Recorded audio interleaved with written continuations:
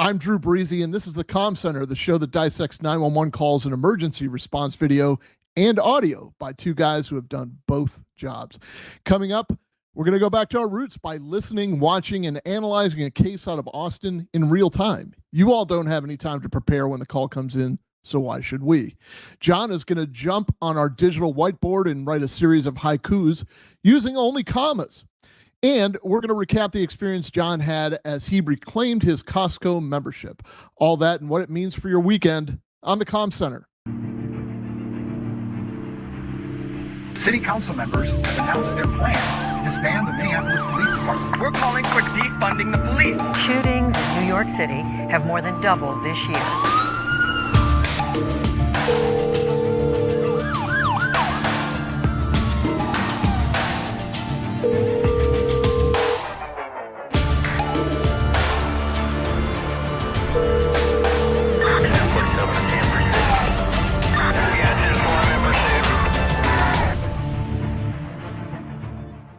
Wake up, America. It's the Comm Center with Drew Breasy. I'm Jonathan Bates. I'm an active 911 dispatcher in the field. This is a TV show on the internet about two best friends who investigate a ghost who was killed during an autopsy in which it was still alive.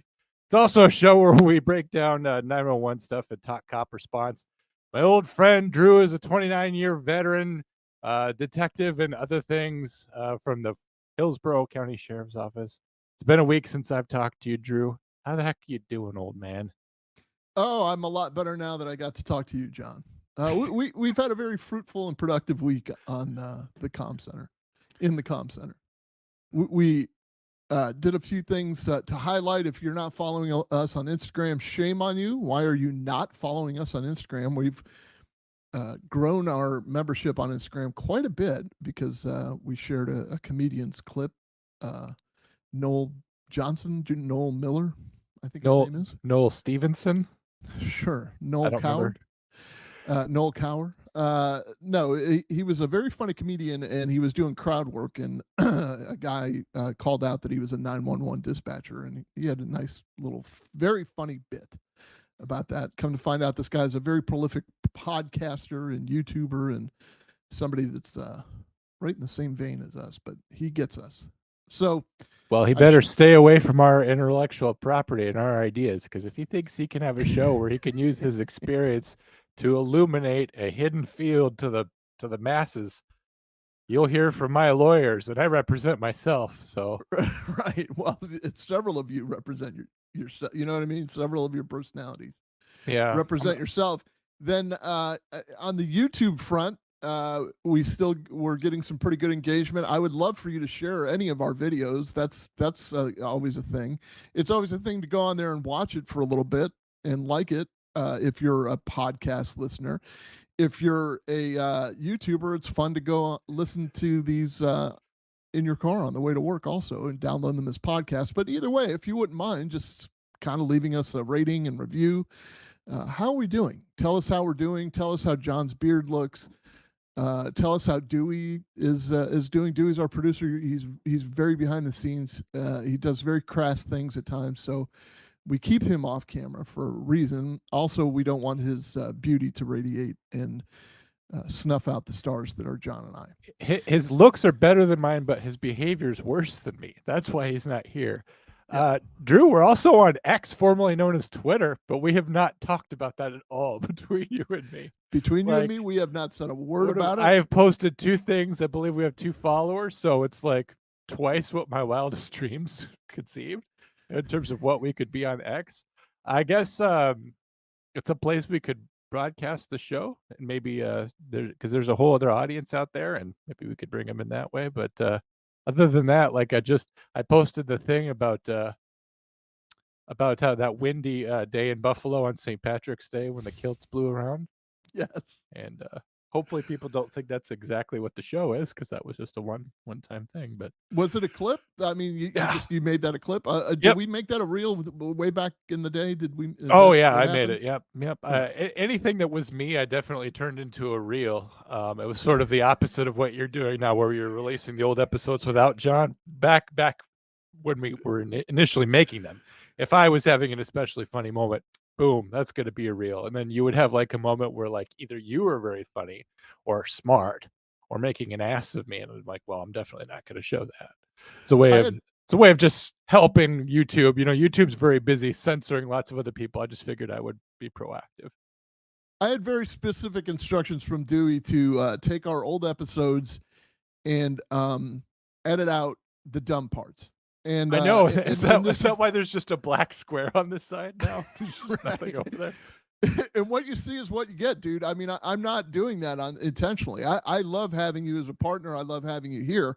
It's just maybe it's subjective. Maybe you just love me, but what you would love more is having anyone else. So like, go ahead and send an email to commcenterpodcast@gmail.com. Yeah, anybody. If you are interested, as long as you are free on Thursdays, you are pre-qualified for this. Oh yeah, or Tuesdays, whatever. But I mean, like, yeah, we'll work around you. What else? There was something else going on that I wanted to talk about, but I'm glad you got the Twitter X resolved. Elon Musk has been waiting for Comm Center to join. He didn't do the presser like I thought he would. He didn't do the big announcement, but he must be busy with the implementation of chips in people's heads. Somehow that overshadows the Comm Center. Have you seen people wandering around with these damn goggle things on their heads? It's like everyone's like a strung out superhero now. Yeah, we all made fun of LeVar Burton in Star Trek Next Generation. Some of us did not make fun of him for being blind, Drew.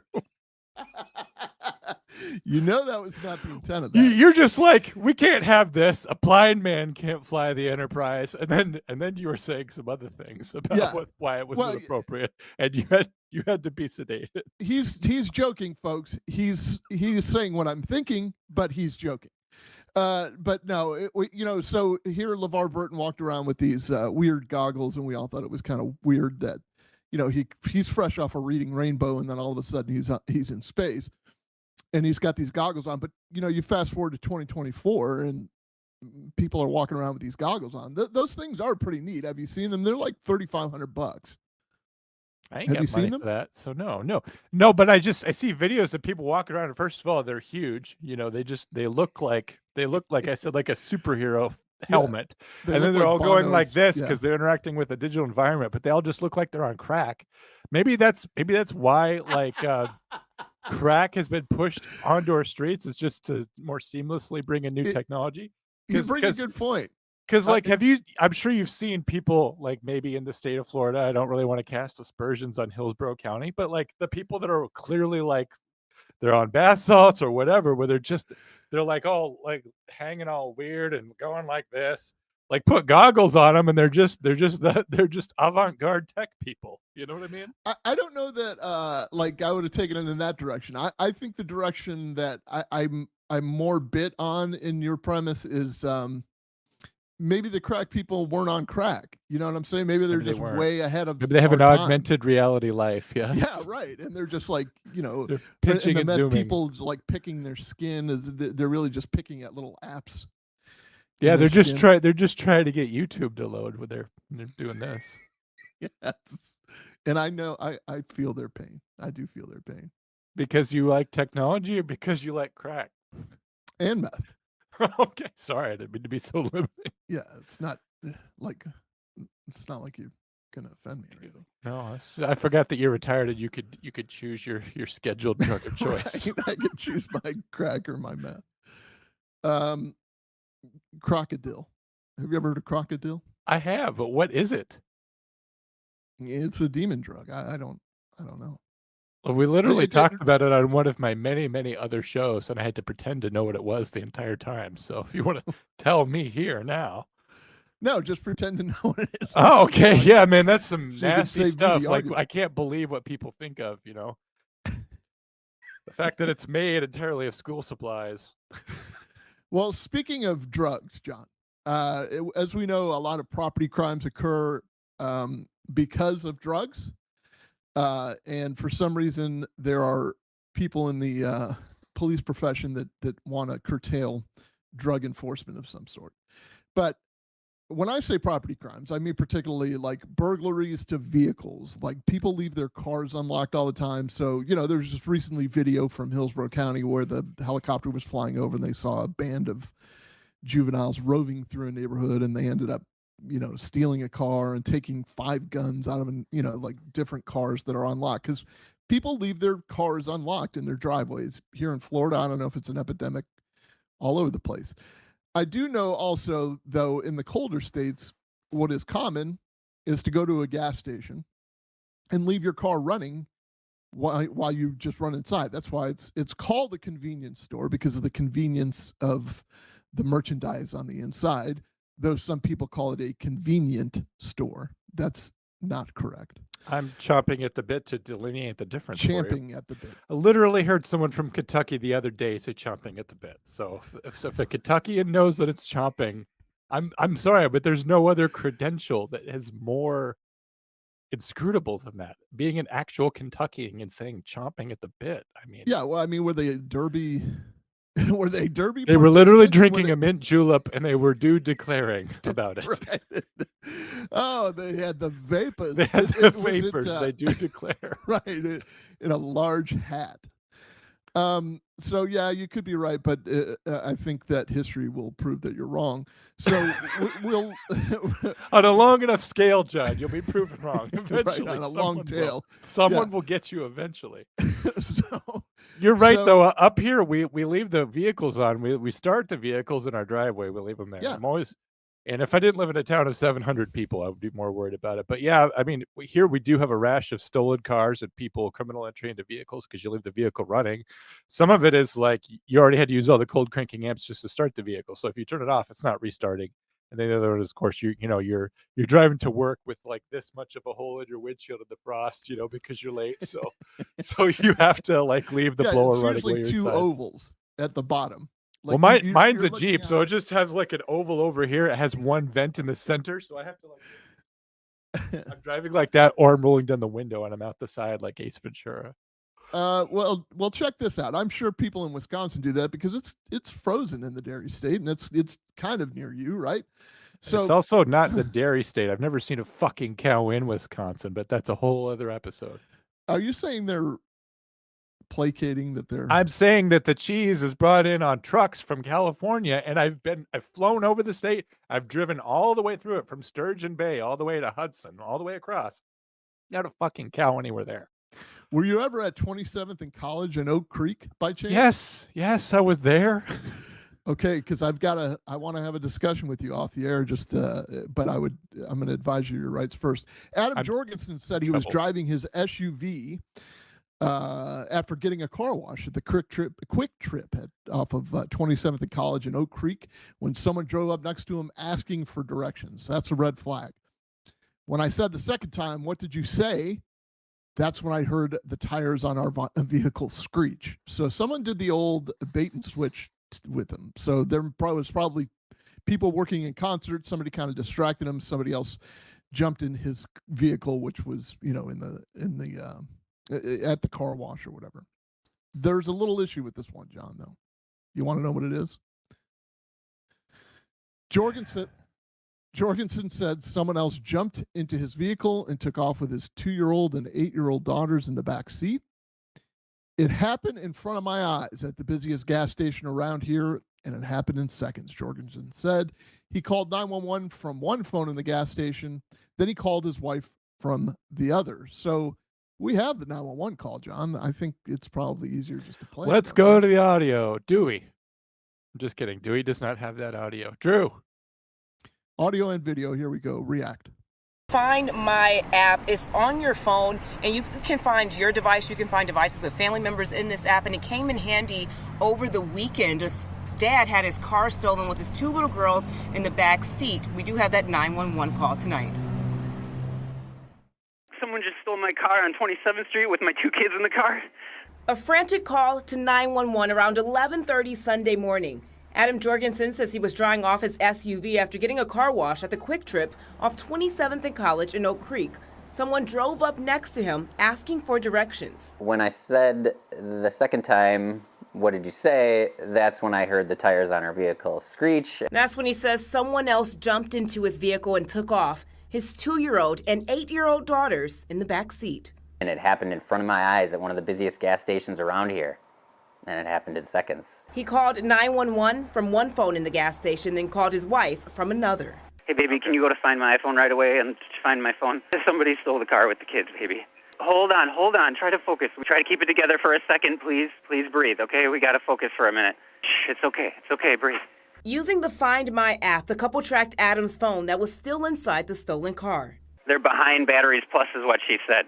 That's where the thief ditched the car, the girls still inside. 8-year-old Charlie leaving this terrifying voicemail for her mom. Mom, I need you. We lost Dad. The family now reunited and grateful to be back together. I was so nervous. So then I started crying. It felt like a lifetime, but it was minutes. The relief heard at the end of the 911 call. All right, Adam. The officers are out with the SUV and the 2 kids are fine, okay? Are you serious, man? Yeah. Oh, my God. Such a scary moment there, Kristen. What do we know about the suspect in this case? Police say the suspect is a 21-year-old man. They have him in custody on an unrelated warrant. They have not released this man's name. They say this is an ongoing investigation.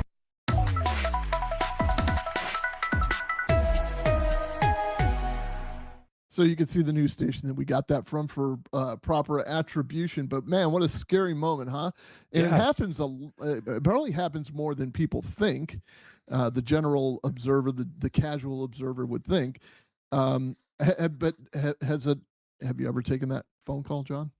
No, I mean that would be insane. That would be one of the most scary calls you could take as a 911 dispatcher. I have to hand it to Dad though in this case, the way he calls up his wife and asks for the use of the third-party app. I wonder if that's something that Rapid SOS could tap into. I mean, we can certainly relay it, but he was as calm as anything, and that's, I guess, what you want in a father. It seems to me like parents usually go one of two ways: either they keep their shit together like that, or they completely lose it.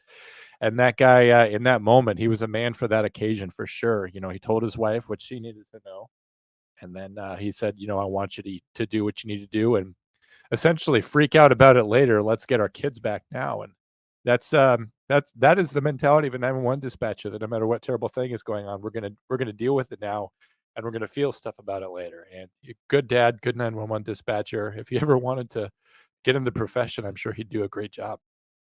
I wonder too if perhaps that was like prompted by the 911 dispatcher. The 911 dispatcher seemed like, you know, they were very together.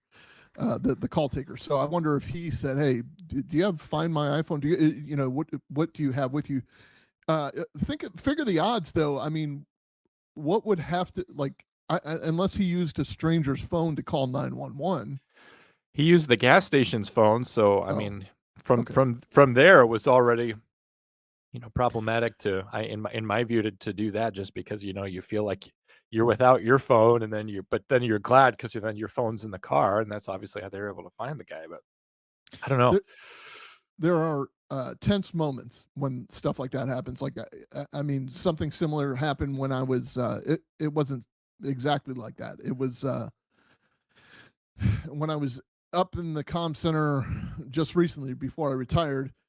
There was a bank robbery that took place, and then there was a car that was carjacked. Everybody witnessed the carjacking, and we were live tracking the car, and so, you know, there's a victim inside and blah blah blah. Unfortunately, as it turned out, we got to it too late. He had already killed the person inside and dumped him behind a church. But they were able to successfully, you know, stop this guy and pull him out and arrest him and all that. And then he later confessed to where he dumped the body and all that. But when all of that's happening, you can imagine the tension that's in there, because you're trying to coordinate like what the person on the phone is saying versus what the person on the radio is relaying, and you have to be very careful that you're getting the details 100% right, because it needs to be somewhat in real time, like the best you can. So I would say the closest case I've ever had that was similar to that was, we had a a dead body found, and we couldn't tell the method of violence on it because it had been a few days. And we knew that this person was, we just had a long address history at this residence. And we knew that her boyfriend had been in a pursuit with a neighboring agency earlier that day. So we had a lot of details about the kind of car that he was driving. And it was a very specific kind of car, and it was a very specific, had a very specific defect on it. Of course, we had the license plate and all this information. And so all of our deputies are responding out there code 3 because the parents had just found the body. And I'm trying to get information from them as fast as possible. Like, is there a gunshot wound or is there a knife wound or something? Because if we're going to have units out looking for this vehicle, we've got to presume that he's armed based off of what you're finding. Well, they're so busy that they can't even take questions from us, right? Because they're going to a homicide. And me and my partner are like, well, we're not terribly busy, so what the hell? We'll give it a shot. So we went ahead and pinged her phone, and sure enough, we located him about an hour away. So we called them, and they're like, hey, just so we know, we have the victim's phone about an hour away from here. What do you say to an all points bulletin? And we enter the car as a felony car. Sure enough, within an hour, the police, about an hour away, did a traffic stop on the vehicle in a shopping center. And my partner and I helped to locate and apprehend a murderer within about an hour of the body being found. That is insane. That's an amazing job. That's incredible. And that's testament to, like, this is what I say all the time. You're not going to find more resourceful people than dispatchers. And sometimes it takes a guy like John, who, we joke around about his personality and his lack of character. But in real life, he is an amazing guy. He's a pretty smart fella. And the beauty of John is that you don't have to wait around. He just takes the initiative. Well, I figured with her being a homicide victim, I figured she would probably be okay with the fact that I was pinging her phone. We've talked about this before, when you're pinging a phone, you're doing kind of a legal maneuver that can come back to bite you if you're not doing appropriately. For example, you can't ping a phone to locate someone with a warrant. That's not exigent circumstances, but I guess what you can do it with a court order, though. Right, without a warrant. I mean, if to locate someone who's wanted, but we didn't have warrants to locate these people. There would just sometimes be police officers saying, like, why don't you ping their phone so we can serve this, like, failure to appear on seatbelts or whatever. It was like, no, we're not going to do that. But the amazing thing about it is that, although it's probably one of the coolest things I've ever done, it's still sad because it was a homicide case. But I only found this out recently, but apparently she had been dead for some time. And I guess the suspect had been impersonating her on various social media platforms to perpetuate the illusion that she was still alive. So if he had not gone to the trouble to do that, he wouldn't have had her phone with him, and we would have not found him as fast as we did. So incredible. Sounds like a Dateline episode. I've been hooked on Dateline lately. I've got it's on, it's one of the channels on the Samsung list of the channels they provide. That and Mystery Science 3000, those are your jams. MST3K. Yeah. Good stuff. See, he got so excited just to mention him. He's like, I don't want to talk cop stuff no more. Let's talk MST3K. Well, speaking of MST3K, I don't know if I want to, I'll just bring it up now. One of the ideas that I have going forward, and you tell me, we're going to do it in real time, and if you disagree with it, we're just going to edit you out of the show entirely. Dewey and I'll just can resume the conversation. But and now with a more handsome John. No, we won't even acknowledge it. Just like the understudy. And tonight, playing the role of John is Dewey. But I'm thinking, like, every once in a while, like, we had an episode with Carly recently. It was good. It's good to have the interaction with the guest and everything. We're trying to explain to people what goes through our minds as 911 operators, dispatchers, and police officers, right? Or emergency responders anyway, if we're talking about fires and stuff. So why wouldn't we have normal people on as guests to kind of ask the questions in real time so we can answer them as opposed to just delivering the message to them. And because it opens up the possibilities of a few things, John. Like we could have comedians come on and they could say funny things while we're, you know what I mean? And if they have genuine questions, we can genuinely answer them. And it wouldn't be anything like we would already have the story prepared. So it's not like we'd be leaning on them to be funny for the entire episode. But I'm saying we should go for that, actually. Yeah, let's do that. I mean, I always joke about your Aunt Sally. I do believe Micah does have an Aunt Sally. I mean, I would love to have Aunt Sally on and just play it for her. Obviously we'd have to chill out on the very violent cases, but just play him the 911. And, this is, I joked in the past about we're the Comm Center. We are the people that answer the YouTube comments before they're even asked. That's kind of what I'm shooting for. So why wouldn't we have the YouTube commenters come on and next snide remark I get on YouTube, I'm going to say, well, come on the show and we'll break down an episode with you, provided you have a laptop from the 1990s and some type of audio device. I've thought about that before, particularly since I do get into fights with people about.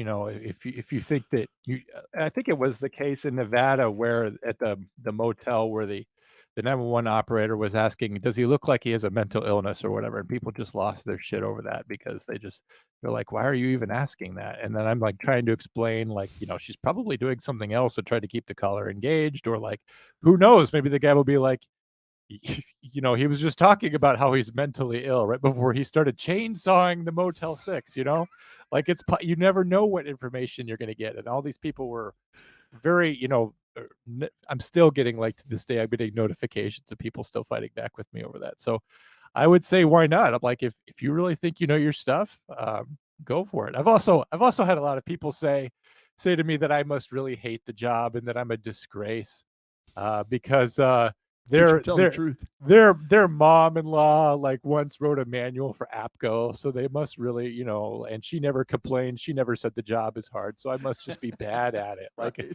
that went on forever. So I think by all means, if you wanted to do a more open and invitation to people, if only, to publicly shame them for daring to oppose, what we assert to be the how truth. dare you ask me questions? But the thing is, so, we originally started as a call-in show. We didn't get a whole lot of interest with the call-ins. We did. I mean, usually people wait an hour and 58 minutes into the show. Damn it, Falk narrator. I'm still mad from last week. But, like that was kind of the intent of the call-in part of it. And now that we're not necessarily doing as many lives, I think that incorporating average Joe citizen into this mix is what bridges the gap sometimes. Hey, did you learn something? We can bring news reporters or teachers or whatever. So if you're interested in doing that, we actually have an email. It's called commcenterpodcast@gmail.com. It's one word, commcenterpodcast@gmail.com. I sounded really old there. Send us an email if you want to be on the show. We'd love to have you as long as you have the right equipment and the right temperament and can limit your speech to just 4 or 5 words because John dominates, and that's why I have to edit so much. But Dewey's doing all the editing now, so it's fair. I think, if you are interested in coming on the show, or if you have a question or something, there's no reason for you not to appear in person. I know that there's certain people who are definitely going to take advantage of that, like Abby. I'm sure she will be on the show every single week. I would love to have Abby. Yes, Abby. Great questions.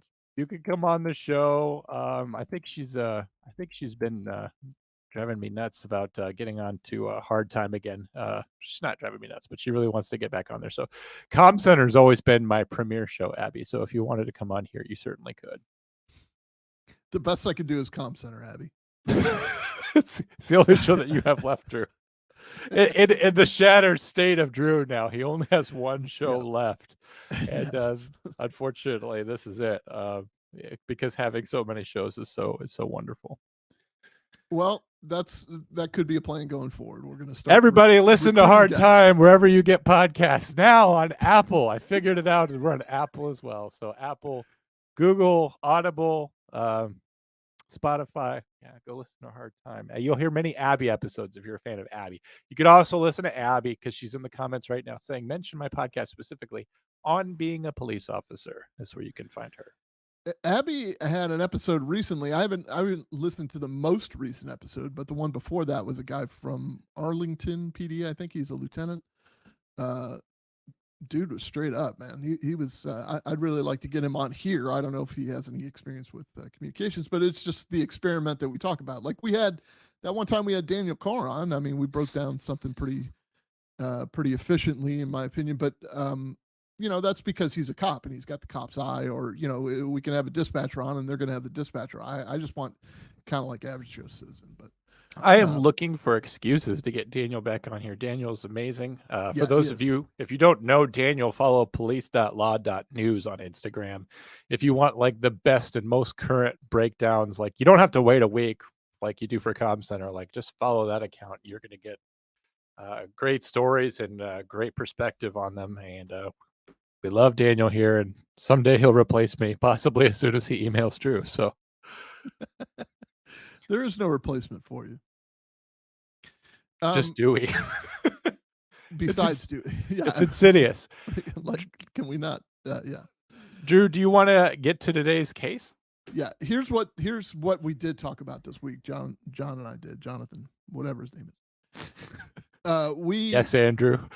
we texted back and forth. That was the extent of our team meeting. And we both kind of kicked this idea around like, look, we watch and we prepare and we do all this thing like talking points and all this other stuff. But you know what? The truth is, if John were in a 911 center, in a true comm center right now, we would be having this conversation on the midnight shift, trying to keep each other awake. And the tone would go off in his ear, or the phone would ring in John's case. He's not sure. He's never sure if it's a call for someone ordering pizza or if he's actually, going to get an emergency. But this week's big for us with the Super Bowl. You have no idea. It's a coin flip.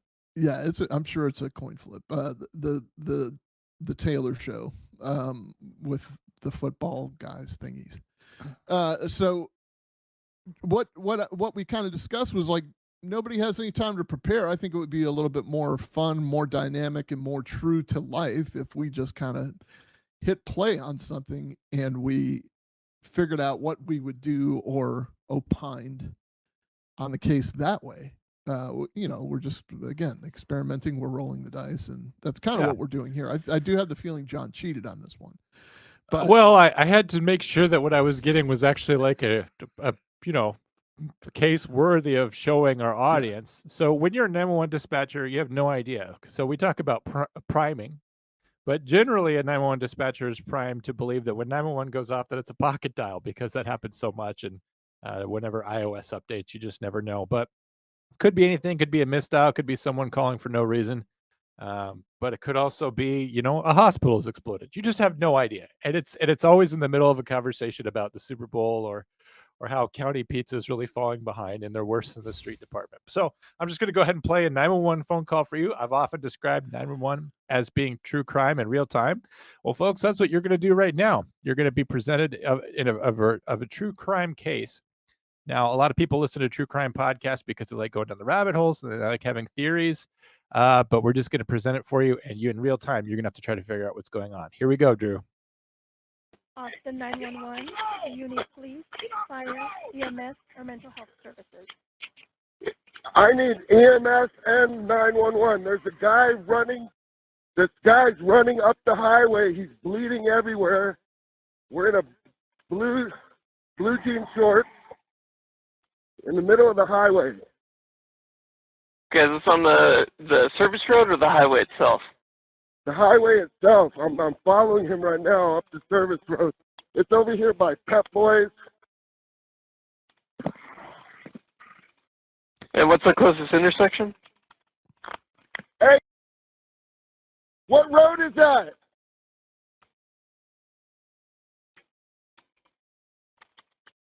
So you have two comments on there already. One of them is generally the location's going to come up, but you always have to verify that, because you never know, right? Yeah, he's saying this is on U.S. Highway 183, and what's interesting about it is that, so sometimes people refer to the interstate as the highway, and the two could not be more different in terms of what this could imply for this case. So if he's running down the interstate, I'm thinking injury accident. If he's on a highway, that he's got access to businesses, he's got access to intersections. He's essentially just in town if he's on the highway. So just trying to delineate those two things. So when the 911 call rings, of course, the 911 dispatcher is going to have certain amounts of information that are not as part of the audio. So he can locate the phone. He probably realizes that he is on US Highway 183, but he can't tell if he's on the service road, which is probably a frontage road, which runs adjacent to it, or if he's actually on the highway. That's going to determine how units respond. So whether or not they need to get onto an on-ramp to get on the highway, or at a certain intersection to get on the highway, or if they need to go kind of a back way to get onto the frontage road, or if they're just going to drive along the highway and hop out and then run to the frontage road, because we have a suspect on foot. But we cannot tell what's going on with him at all. And at one point, the 911 caller says he's by Pep Boys. Well, when somebody's calling, they're looking around right in front of them and they're saying what they see, and they feel like the dispatcher is there with them. So they're like, when he says like, I'm right in front of Pep Boys, he feels like he's adequately explained it. Well, I'm sitting like in the basement of a courthouse.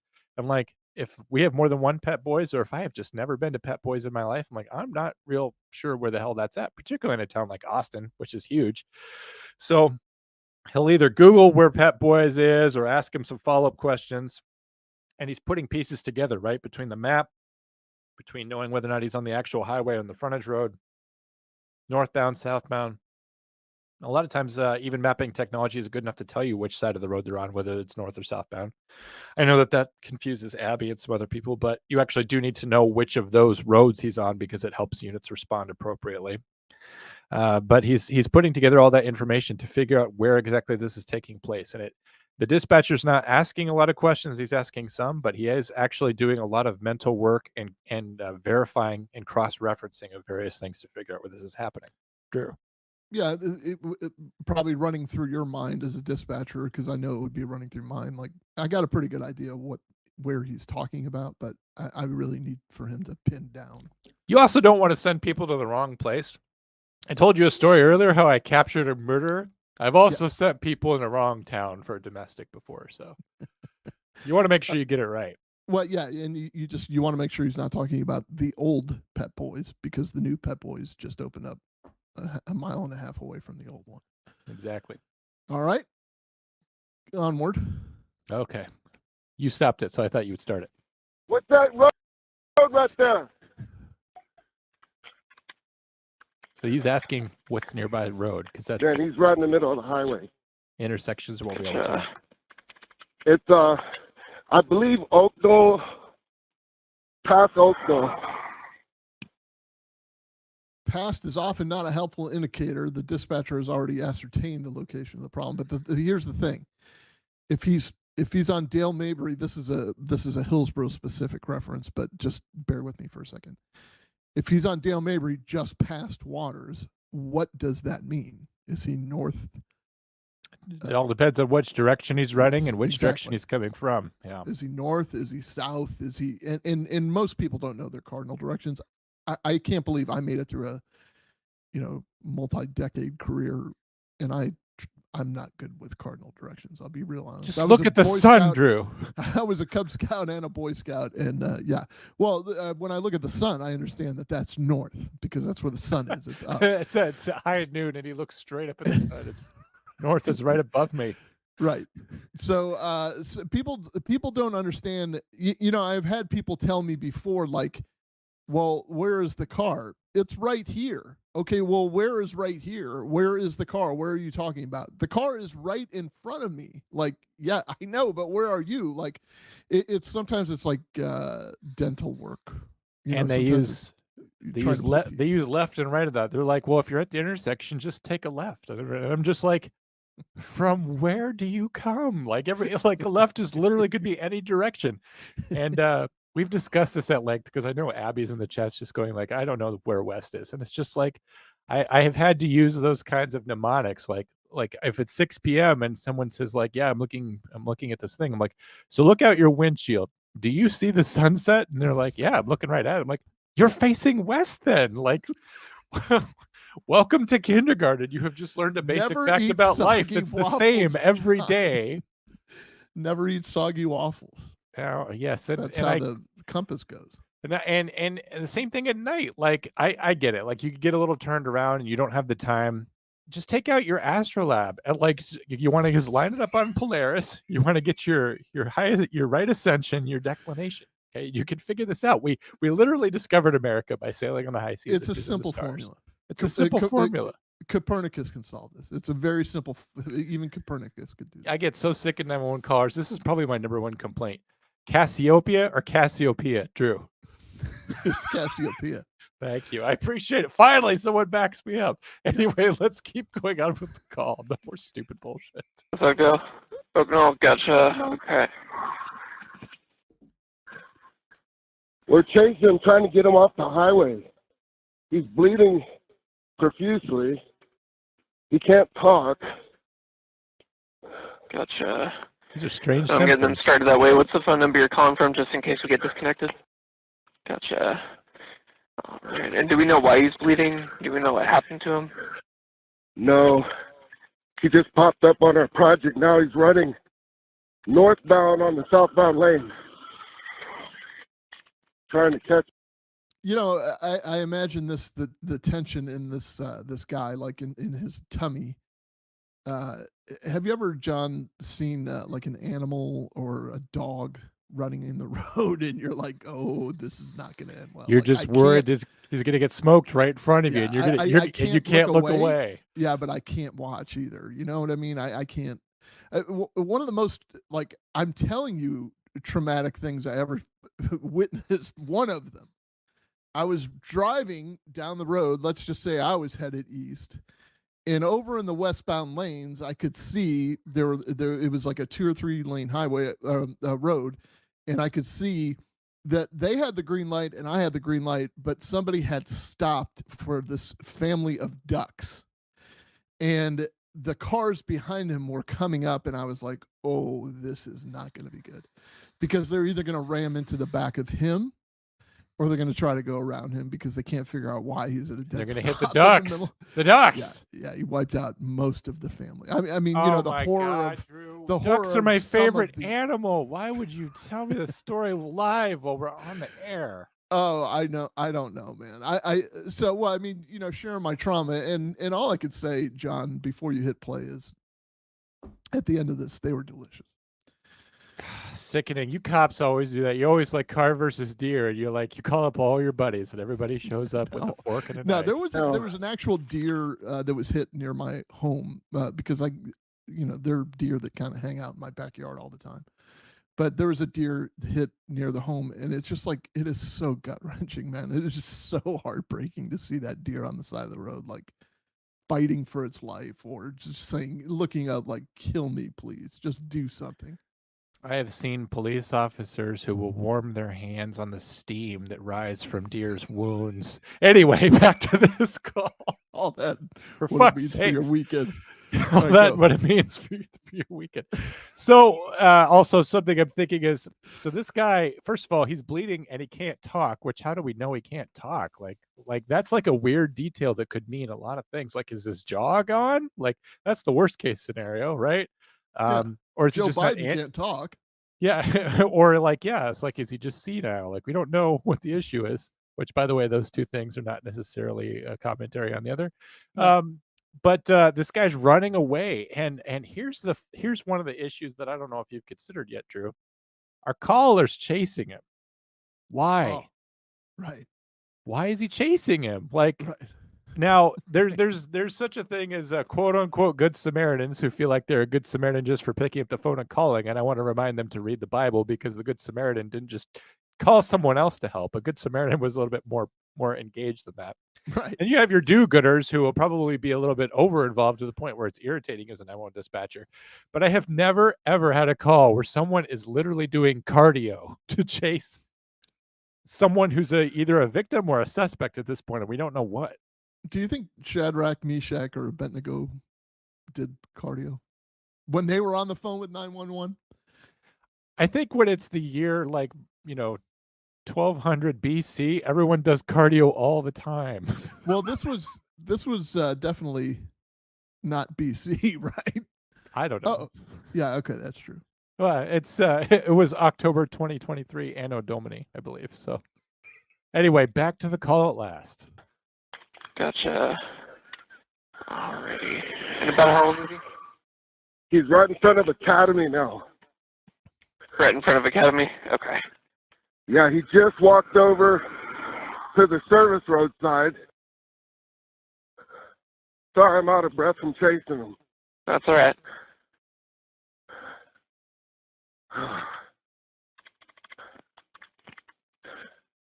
Yeah, he's right in front of Academy. Is he still running northbound on the southbound lanes? He's on the sidewalk running northbound. Now he just crossed back over, heading back towards the main lane.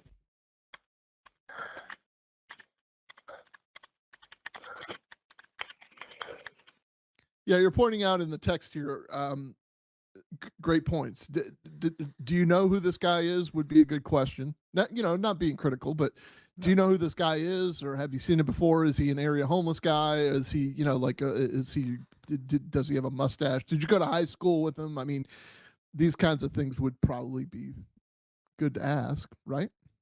They are. You have to wonder, like, so you saw him. He said earlier that he was in his project, maybe, but it's like, did you see him like get into a car accident and flee? Did you see him break into a vehicle and flee?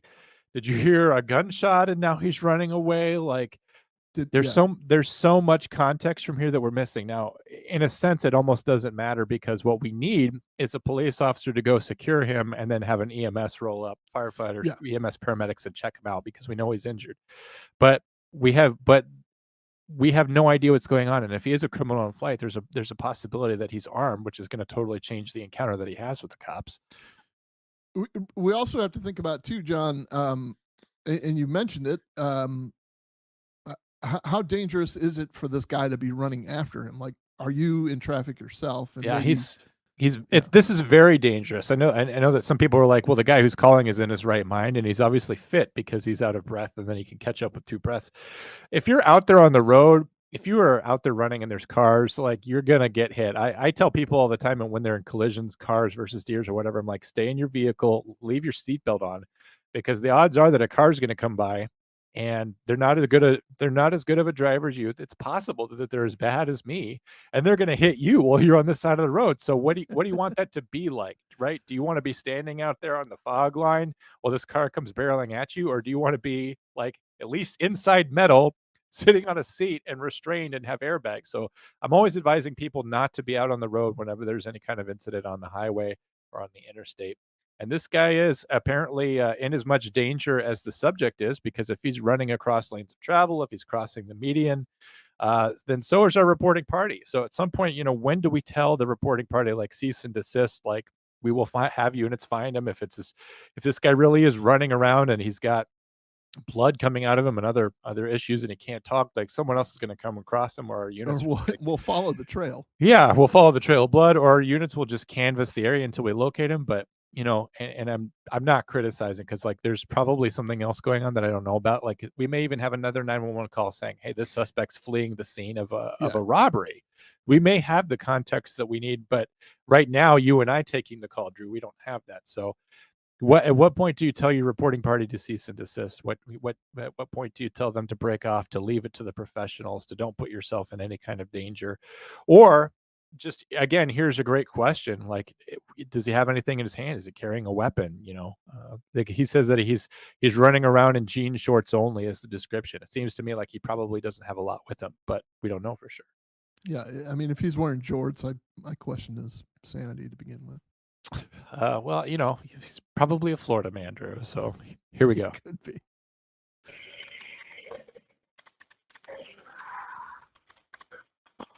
He's still running northbound. And what is he wearing? Sir? What is he wearing? He's wearing blue jean shorts. That's it. Gotcha.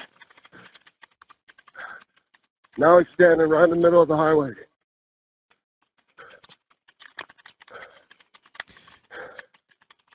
just crossed over. He jumped into the median.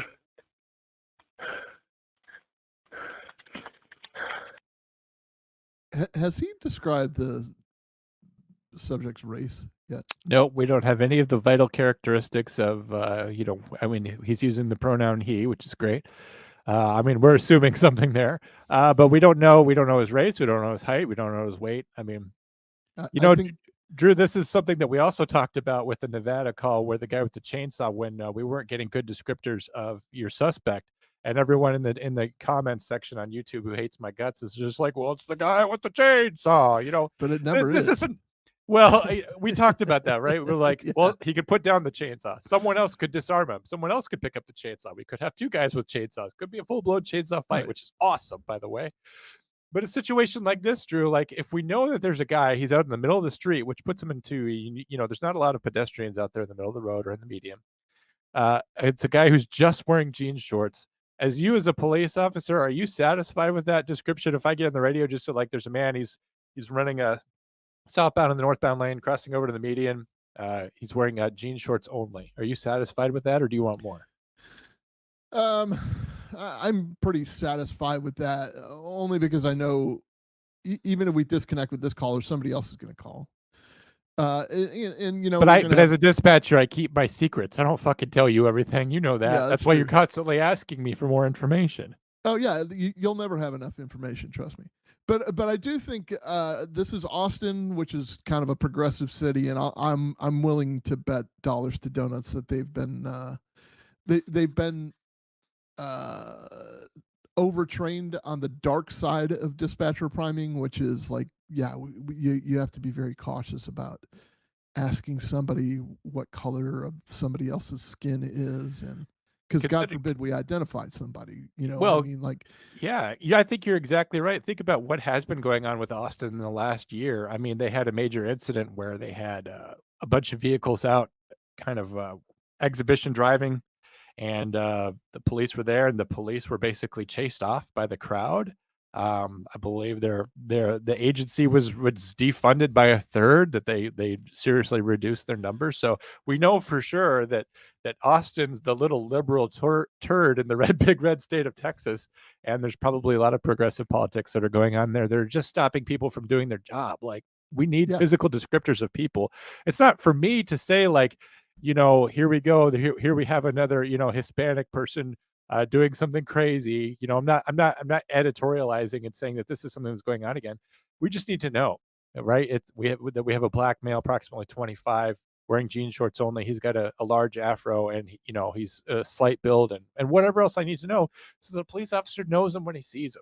This situation is more unique because he's out there in the middle of the road by himself. But suppose that, like, we were looking for someone, you know, inside a club or a building or a restaurant or something. We need that information.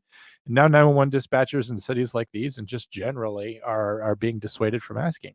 Yeah, just very basic biographical questions. I mean, it's not. I get the concept of, obviously we did a whole show on the other part of priming, but we you know, I get the concept of like fair and impartial policing, or unconscious bias and all this other stuff. Like, I studied it, you know, when I was doing my master's. As a matter of fact, one of the people that developed that fair and impartial policing program, Dr. Lori Friedel, was my professor. She was one of my professors during that thing, during that program. So I get the concepts of like priming people into saying things like, yes, it's a black male, when it's actually not a black male. But that's kind of not, it's not what's happening here. We're just seeking facts to keep the public safe and to keep the citizens safe, the person involved, the guy running down the street who may have ingested bath salts, or for all we know, maybe choking on prime rib. He just doesn't know how to tell anybody. He's just in a sheer panic. Like, we have no idea. We're just trying to get help to him, and we just want to know what the guy looks like. It's not because of anything else. And so, just reading some of the theories in the chats, we've got Will saying that it's an Amazon delivery gone wrong. And Abby thinks that it's just a foot race. So, I mean, it could be anything. Those are some good guesses, guys, but why don't we see how the case plays out? Yes. Shit. No, I think he's crossing over into the southbound, the northbound frontage road. Now he's confused. Okay. Your cop's right there. Just pass him. Run now. There you go. He got him. Thank you. Okay, so PD's with him. It's what dispatchers always love to hear. Do you know why? We're done. We hang up the phone. Right. We're on to the next thing. The microwave's beeping. My ramen's been ready for about 3 minutes because I threw it in there because I didn't know I was about to take this call. And now I'm on to the next thing. Yeah, the radio dispatcher's got some work to do now. But other than that, it's break time. Yeah, the cops can run it from their cars. You can see that I've been wound up about that lately. Drew, what are your theories about what's going on? As a police officer, you know, you have just arrived on scene. Let's say that we've done a great job and you're privy to every single thing that you just heard from this reporting party is being translated to you over the radio. What are you thinking is going on with your subject as you're getting out of your car? Lots of drugs. I don't know. I'm just going to make that supposition. Maybe this is me being, maybe this is my priming, but this seems like a crazed drug situation where a guy, like for all we know, he ran through a sliding glass door to escape demons, and now he's running up the highway. I'm sure he didn't just appear out of the culvert. So you know, the indicators are he's got nothing on but his jorts. So he was either in a very comfortable spot. Chances are he wasn't in any commercial area because we probably would have got a call from a convenience store or a restaurant saying, yeah, there's a guy with no shirt or no shoes. Therefore, we're not going to serve him. So I don't know. I tend to think that the guy was either at home or in his mobile home or in his apartment. Oh man, what a socioeconomic diss you just threw at him. He might have left his nice condo where he's retired. You have no idea that he couldn't have a nice pool inside a glass atrium where he watches many deer, and he wakes up in the morning and he has his coffee and watches the world wake up. Yeah, he could have been watering his cacti. He could have been. You know what I mean? And he stumbled, and he was toe up by his cacti. Should we? Anything could happen. Yes, anything could happen. Shall we see how it plays out? Well, why not? We're here. No, let's just end the episode without ever finding out. Because if you want to be a dispatcher, then guess what? Most of the time, you just fucking never find out either because you're on to the next thing and you miss it, or just it gets resolved somehow. Like it turns out he was at a 5K, or if it was in my jurisdiction, this guy, the blood that was on him would literally be from a meatball sandwich. Like that literally happened too, where we had a deputy find a guy in a truck once with a gunshot wound, and it turns out he had just come back from Subway. It was just a meatball marinara situation. And I had to tell people on state radio to stop driving code 3 to this thing because it was just marinara. Yeah. I do amazing things and I do very silly things. That is my job. But Drew, I'm going to turn it over to you. And as I play the video from the body cam response, I'll let you control it because it's like your commentary is going to come in whenever you want it to. So I'm going to throw it on and you pause it whenever you want. So here we go. This is body cam footage from Austin PD.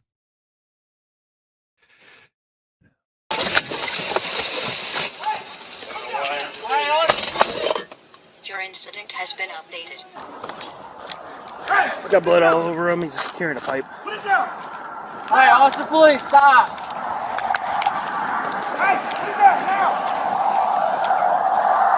We're gonna be on the service road now. Just in front of Research Park Plaza. He's bleeding. His fucking forehead's bleeding. Okay. Bad. He's bleeding. Big time. Hey, put the pipe down. Hey, Austin police. Hey!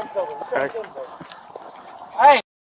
He is literally in the middle of the road. I mean, literally in the middle of the center lane of a very busy road. And he is hitting himself in the head with a pipe. An officer with the body cam on already has a taser in hand. I believe the one on screen actually has the taser out as well. They've been seeing profuse amounts of blood. They're giving him orders to stop. but he's hitting himself with a pipe, and that was something that the 911 dispatcher didn't ascertain, is that he's been carrying a weapon this entire time. Which, if we go back to the beginning and we think about what a head scratcher this has been, knowing that he's been carrying a bludgeon tool this entire time completely changes everything that we have heard so far. Like knowing now that this guy has a pipe and he's hitting himself in the face, we know now that our reporting party was definitely always in danger, wasn't it? Yeah, most definitely. And like, I'm surprised the guy didn't say that. So maybe he didn't see it or whatever. But just what I'm looking at here, like I'm kind of looking at a different screen, but it's I don't see that it's blue jorts. It looks like it's just a dark wash, Drew. I know that down in Florida, everyone's got acid wash, but there are various colors of jeans. You can even get black jeans now. What? I know. We'll talk about it off Dickies, air. I think. Okay, so let's continue. I mean, so I guess my point is, he's in the middle of a busy road. They are having to face away from where traffic is coming from. So in other words, they're facing north in the northbound lanes, which means nobody's watching their backs really. Okay, and the uniform I see of the Austin PD looks like it is completely black. It's black the color. hat. It's the color of Texas night, just It's so that the it color- matches. It is. It's the color of the guy's jorts. It's So- like Texas night camouflage color. It's perfect. Everybody is in danger at this point. Oh, it's not playing. Do you want me to hit play? Yeah, please. No, I'll do it. Stop, hey. He's trying to hit. 701, he's trying to kill himself right now. Hey. Tase him. Okay, you heard the pipe drop. That's 701, good. tase the boy. We heard the pipe drop, but I don't know if you guys are just listening, what you just missed, and it is blurred out on this footage. This guy is hitting himself in the face with a pipe, right? So this is pretty bizarre to the common person. I know Drew, an old salt, has seen lots of people bludgeoning themselves to death. He thinks nothing of it. He's dead to this. But for people like me who don't normally get to see this part, this is pretty nuts. I know that Dewey right now is probably spinning around in his chair because he's just never conceived of such a thing. Or he's hovering over a trash can. He's hovering ominously.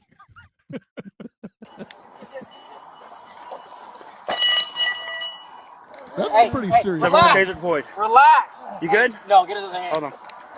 Hey, start EMS 1018. 701, start EMS. He's bleeding from the throat. That is a pretty serious pipe. And if you didn't hear what he said, start EMS 1018, which means complete assignment quickly. It means get him here quick. But he said that he's bleeding from the throat. Relax. The good news is they're off to the side of the road now. So there's probably only about a 10 to 15% chance they'll be run over. Let me get gloves on here. Relax. Relax, don't move, bud. Relax. Relax.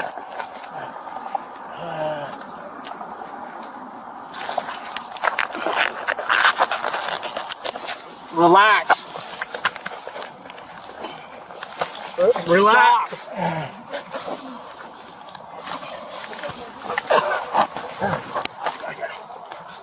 You got gloves? Or sorry, cuffs? Yeah, I can't grab one. No. Stop moving. Hey, can y'all just flash this car so we don't get hit, please? With whatever you have.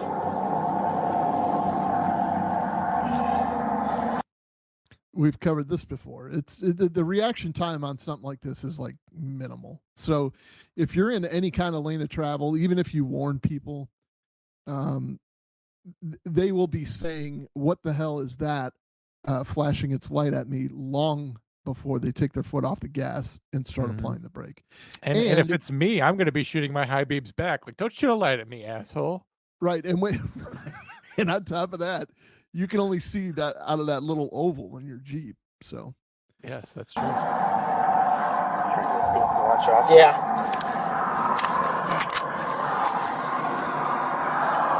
I will say this. I've probably said relax more than, we'll go 15,000 times in my career. And it never worked.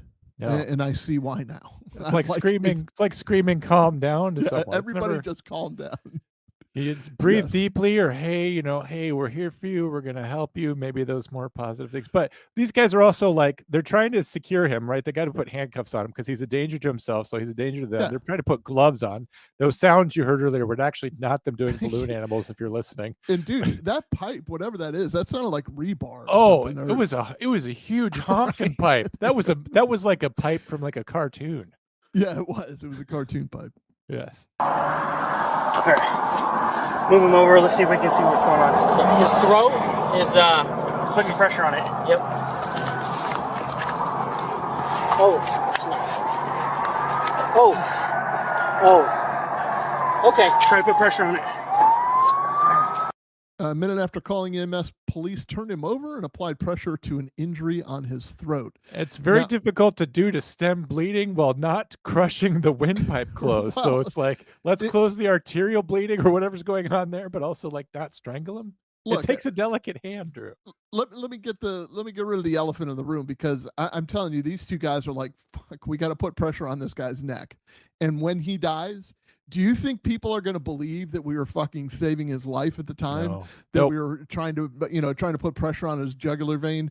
No. We're going to be called racist, or we're going to be like, yeah, that's just state-sponsored murder, blah, blah, blah, George Floyd, blah, blah, blah. Name your person off the front of the T-shirt.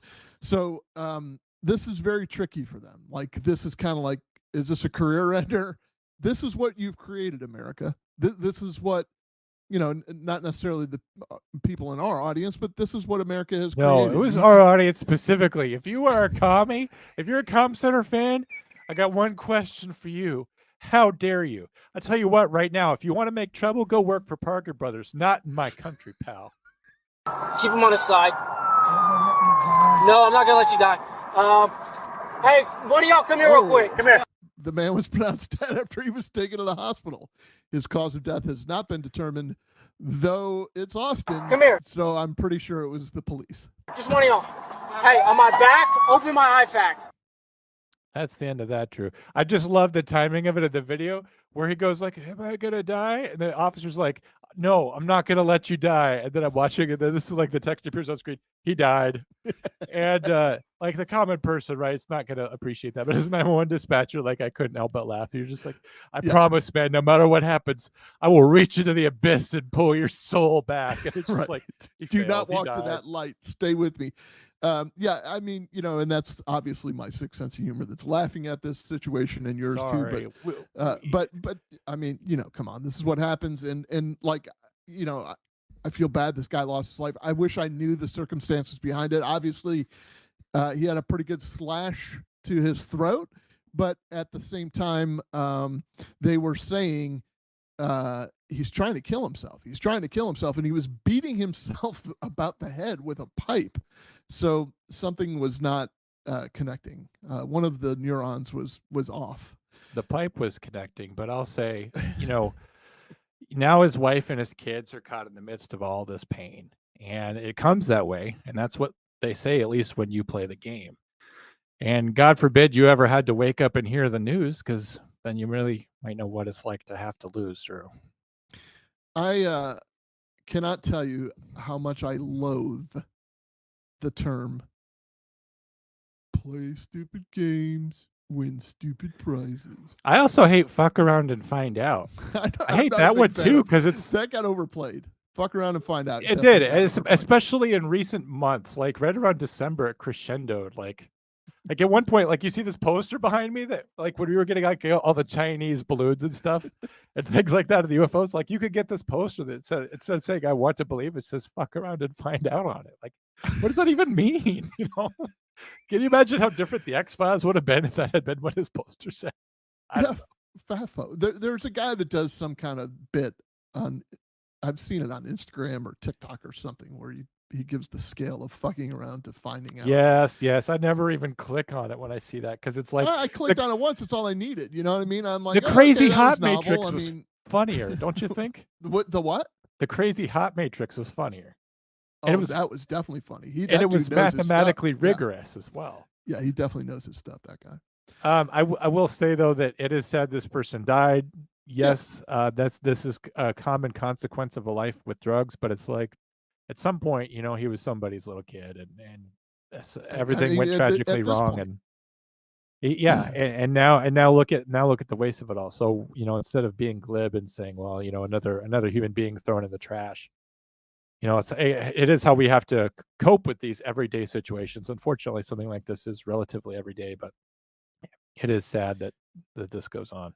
Valiant effort by those officers. Great teamwork by the 911 operator. Obviously, getting them to the location because obviously they got them good information because they were there pretty quick, and there wasn't a whole bunch of that. Oh, he's passing him. Nope, he needs to turn around. Nope, not that one. This one. It was pretty much like instantaneous. So obviously there was some good teamwork to get this guy some help. And you know, unfortunately, it was a little bit too late to get him help. Apparently, so you know, kudos to the officers for trying, and you know, I hope that the process does not make it, you know, as I sarcastically said a minute ago, point towards, oh, geez, obviously they killed this guy. You know what I mean? Like that's the assumption, which is so misdirected. It's so like. Whatever. And maybe you're a person who looks at this and you think, well, obviously the police were doing the right thing. You have to remember, like the common rules and common sense don't apply anymore. Like case in point with Ben Darby. Like I know that I've mentioned him a lot over the past year, but you can be someone who's completely on the right side of the law, on the right side of your training. Your department could back you up. Case law could be on your side, and then you still get jammed up and go to prison, like and told you're going to be there the rest of your life. And not everyone gets as fortunate as Ben Darby to get an appeal and all that. There are police officers right now who have done nothing wrong, in jail, sitting in prison, who have been called to by dispatchers and by 911 callers to respond to these situations, and their lives are ruined by it. So, not to editorialize or get back on my, like, you know, this is the era of the defund, but it's like police officers now are sitting on a time bomb, and every time they go into a situation like this, they have a suspect die, well, essentially in their custody. This guy died, you know, either on the way to the hospital or whatever. It's like there's big forms to fill out. There's big questions to be answered. Are they going to be put on paid administrative leave? Is this going to be on the news? Who was this guy? You know, what was it? Was it in San Francisco where we had a guy who was he was behaving strangely?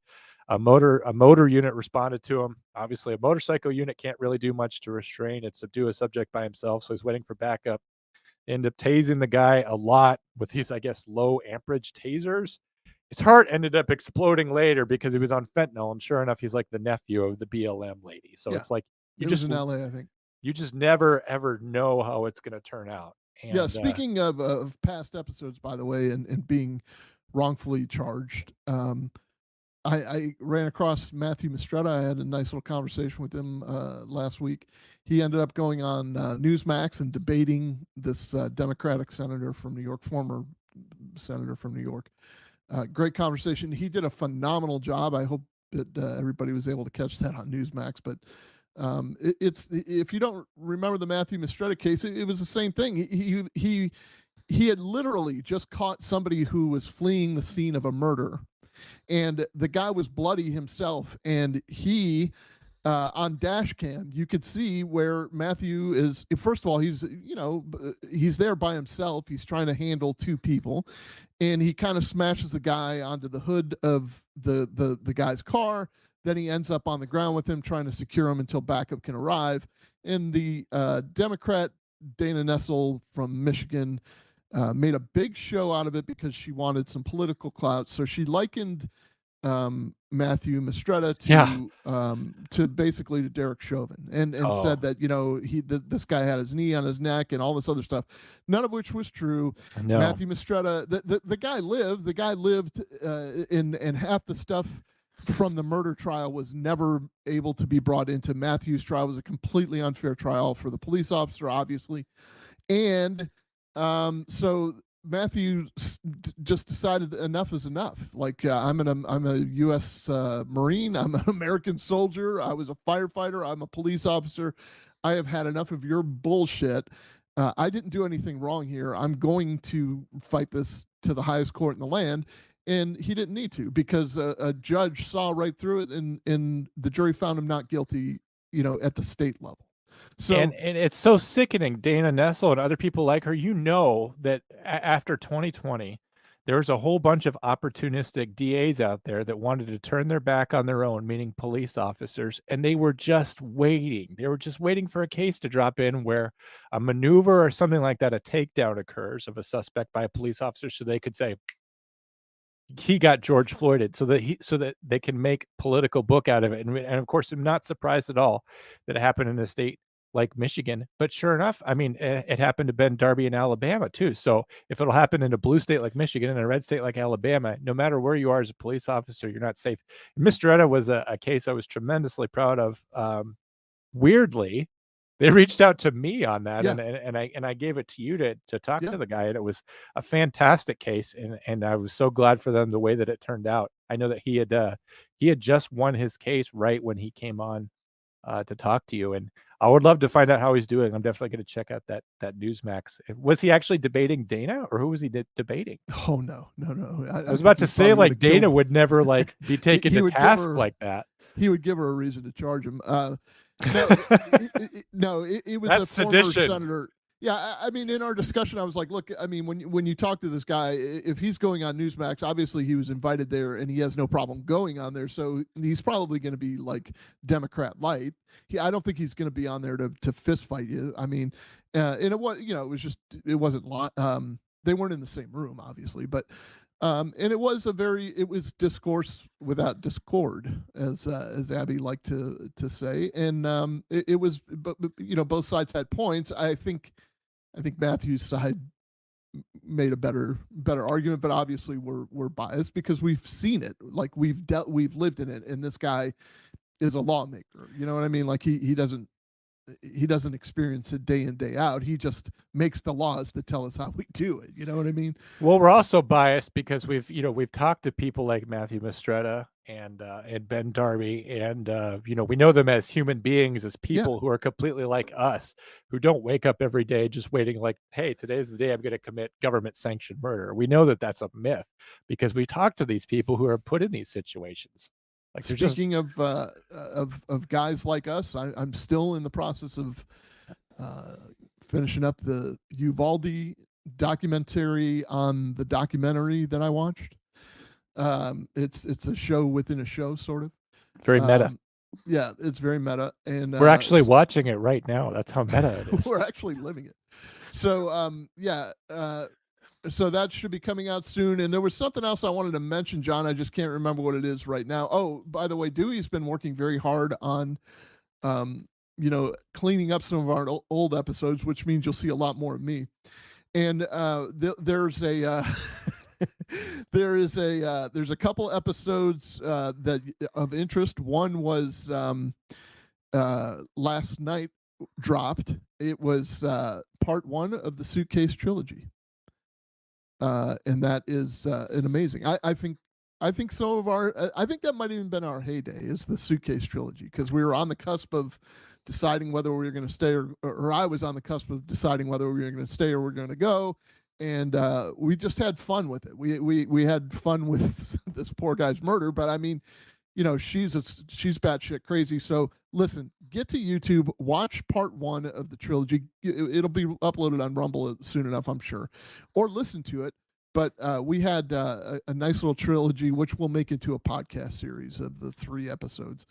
The most amazing part of it is that it almost didn't happen, right? Like, we were just gonna, like, our episode that day was supposed to be about like what it's like to be like a 911 podcaster. Like, we were just gonna like. So we get on StreamYard and we do this thing, and there's so many buttons to push. It was going to be nothing. And then at 4 a.m., I'm just like, I can't let a show go out this bad.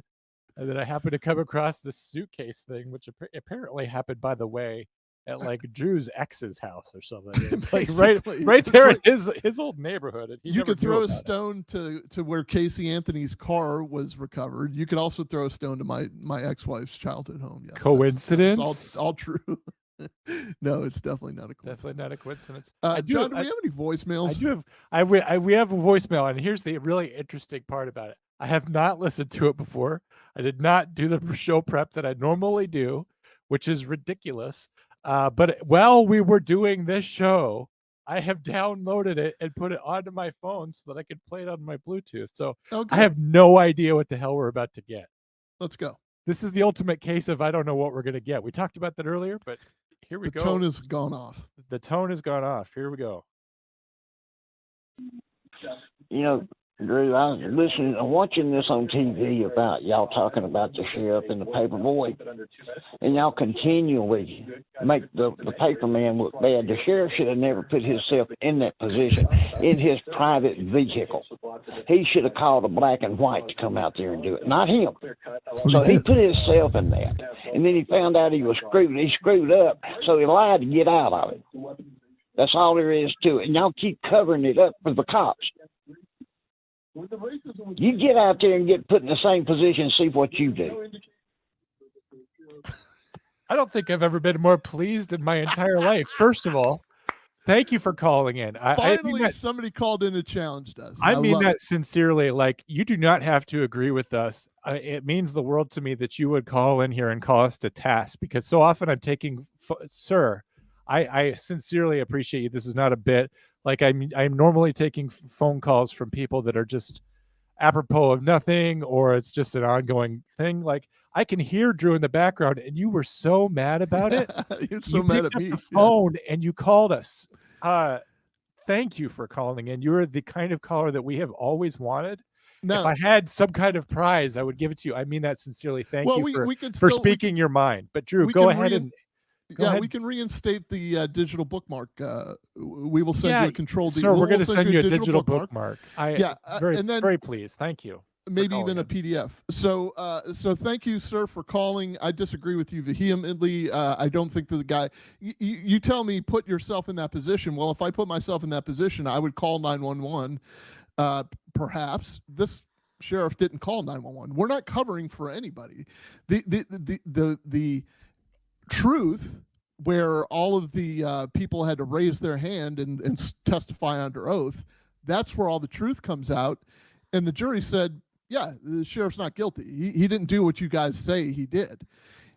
Because they wanted to paint it that. I'm not covering for anybody. I'm telling you what happens in real life. And John, as we said on that show, and if you all want to go back and watch that episode, when someone shows up at a law enforcement officer's home, it's very different than when somebody shows up at a Domino's delivery driver's home. We put people in prison for the rest of their lives. We have people that are seeking revenge for wrongfully arresting them.